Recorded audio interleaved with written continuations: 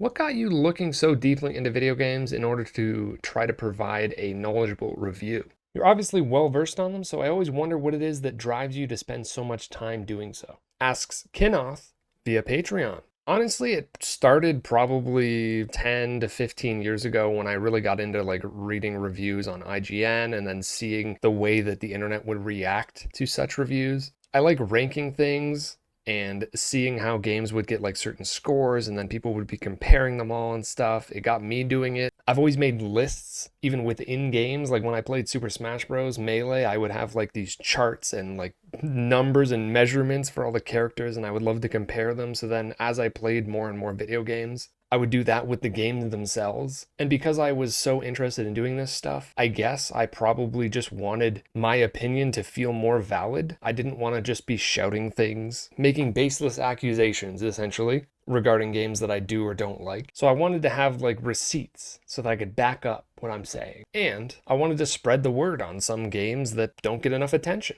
And I've definitely spent too much time in my life putting people down for liking games that I don't think are good. And I've really been trying not to do that recently, especially with what happened to a fantastic game that came out this year that I will not mention. I think another aspect of it is that I generally don't really like the way that people talk about video games. I feel like a lot of the wrong things are focused on. I try to learn a lot about them and play a bunch of different games so that I have a varied perspective, at least from my point of view. A lot of people talk about games and are like, the gameplay is blank, or like, the graphics are blank, the sound is blank, and it's like it's very reductive to like these specific columns. And I know that, again, to bring up IGN, I don't really care much about IGN at this point anymore, but I know that they used to do that, and they would literally at the bottom of the review like break things down, all of these somewhat meaningless categories, and give them individual scores and stuff. And I think that's probably led to how some people have talked about games over time, but I am more interested in like the experience of